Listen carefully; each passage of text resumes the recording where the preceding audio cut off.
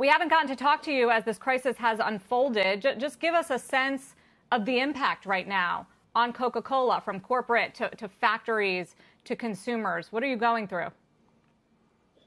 Well, firstly, let me express my sympathies for all those impacted by this virus and actually thank everyone at the front edge of the health systems and the essential services for all they're doing to keep us safe. And I would like to thank all the employees of the Coca-Cola company and its bottlers for everything they're doing to keep us up and running. As we look across what's happened in the last few months, there has been a rolling impact across the world, from Asia through Europe and now starting in the US. And I think it's going to be, we're in the profound phase. To misquote Winston Churchill, we're still at the beginning of the beginning, but we're adapting. We started in a really strong, robust position. And I think as you stand back and take a historical perspective as we enter the kind of the darkest hour of fighting this virus, it's worth remembering the Coca-Cola company in its entire history has emerged from every global crisis, whether military, economic, or disease pandemic. Throughout our history, we have emerged stronger. And when it's finished, we've been better and we've grown versus the starting point. So we're adapting. We don't know all the things that need to happen from A to B. But we have started off, and our employees have done a great job about supporting the community and supporting our customers. And as far as your employees are concerned, have you made any adjustments? Are you thinking of doing any layoffs? Is business hurting, or is supply getting hard so that you might need to make some tweaks in terms of hiring and spending? We've got a very clear approach on this. I mean, the Coca-Cola system has been through many crises, and we've got crisis adjustment in our DNA, if you like. We absolutely have not launched any job restructurings, and nor do we have any plans to do so. We take a perspective that in the long term, if we're going to emerge stronger and grow by the end of this, even if there's going to be a hit in the short term, and I think Q2 will see a profound economic shock around the world, we've got to be able to adjust our business. And we have lots of variables, and we follow our capital allocation model in a way. We focus on prioritizing the organic business and the dividend, and then M&A and share buybacks at the bottom. So we want to keep our skilled employees because we believe there'll be a rebound. We're hoping for a V-shaped recovery. We're preparing it to be a U-shaped recovery. So we're focused on keeping those resources and all our people so that we can make that recovery happen. Hey, James, Jim Cramer, how you been? Hey, Jim. Good to speak to you. All right. Now, Morgan Stanley put out a piece that I'm sure you, let's say, gasped at, which is downgrading Coca-Cola to equal weight. And why? Well, they said, I'm going to quote, "We see demand risk as high, visibility as low. Note a number of additional risks not widely appreciated. Lower revenue, profit from case, more issues involving convenience stores." And get this one, Coca-Cola's debt leverage. When you got that particular missive, and you can always say I ignored it, which is probably what I would do because when I'm not Jimmy Chill, but when you read this thing, it does basically make Coca-Cola sound like a second-rate credit. Look, we went into the debt market a few days ago, Jim. We raised $5 billion. We saw that the market was advantageous, and we were massively oversubscribed. So there's a huge demand out there for debt instruments of all sorts of durations from a company as solid as Coca-Cola. And so, we started well-funded, and we've gone in, we've taken on some longer-term debt to, really keep the balance sheet super strong as we go into this crisis. We've been to crisis before. Anyone can draw up a list of all the things that can go wrong in a crisis, and there are plenty. But there are also opportunities, and we have an incredible workforce that can drive adaptability. We've seen what happens when lockdowns occur. You see a big fall off in footfall and therefore demand in the away from home channels. You see a huge rise in the demand in the at-home channels. We're a very diversified business, not just in brands and categories, but also channels. So there is some natural rebalancing that goes on. Not to say there won't be an impact in Q2, but we have the strength to see this through. Okay, as someone who stocked up on Coke Zero ahead of this, I certainly agree. But can we just get a check, a thermometer that at home can offset what's going on, let's just say, with the machines, what's going on with the restaurants? Because I think a lot of people want to own your stock, James, but they are worried about earnings risk.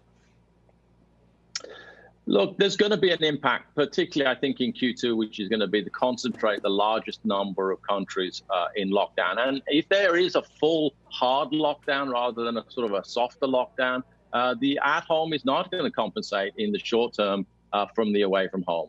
And that's the challenge on us, to make sure we supply the at-home while there's the pressure on the away. And there will be some hit in Q2. But we've got a lot of levers to rebalance the business. And we've used those in crisis gone by, whether it's adjusting the way we spend the marketing and the investments in the marketplace, the non-salary operating expenses and the use of capital. There are levers in the business that over the long run, over the future, that we will emerge stronger, and this will still be a great business. Well, grocery stores, James, have been open, even in places that have been shut down. Are you having any difficulty sourcing ingredients or supplies like cans and getting deliveries out there to grocery stores that desperately need them right now?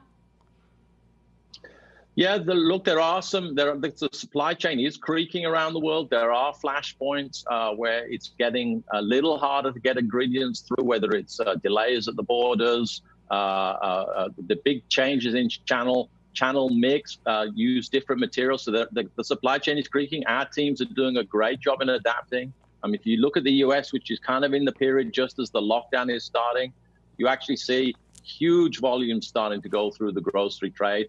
And so what we're having to do, because it helps everyone, is focus in on the most important brands and packages. So some of the smallest SKUs will have to be left out as we focus our supply chain and help the customers simplify their logistics so that we can get the maximum amount of supply into the stores to support the big shift. Is there going to be a lot more people at home?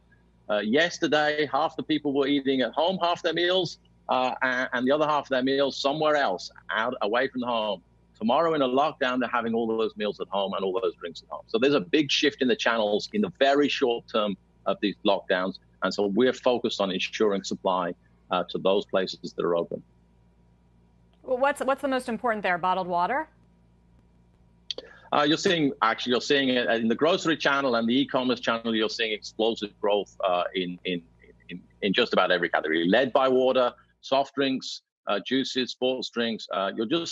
This period at the moment, and we've seen it.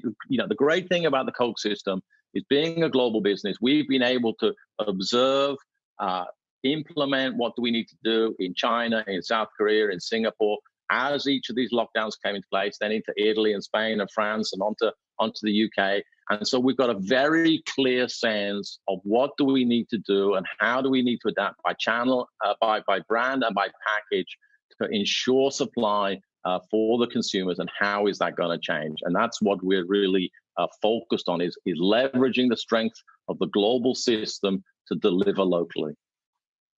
James, since you've had experience in other countries, I did want to get you to weigh in on the debate of the moment. And President Trump actually just tweeted about how our people want to return to work. They will practice social distancing and all else, and our seniors will be watched over protectively and lovingly. We can do two things together. The cure cannot be worse than the problem. Trying to gauge what the business community, CEOs like you, think about this trade-off between our economic health and our actual health, and whether opening the economy sooner rather than later is more important right now than keeping us locked down to try to flatten the curve.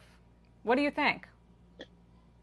Look, I think every country is in a slightly different place. The disease is the same, but the strength of the national health systems, the degree to which they have capacity versus the degree of the lockdown is country dependent. I think only the governments of each country have the information, have all the information. We know they don't have everything we would all like to understand about this disease and what's going to happen, but they have the most amount of information faced with the uncertainty to make the decision of what degree of lockdown do we need. Different countries have done different things. China was very strict in Wuhan. It was less strict in South Korea. Some have gone strict and then opened a little, but not fully. So I think the governments are in place. Our job as a business is to support in a time of national crisis. We're a company that does not have an existential problem. We're here to help take some of the strain and support the government in this moment of national crisis and get it done. And they're the ones who will guide us on what degree of lockdown and opening do we need, and we will ensure supply in that scenario.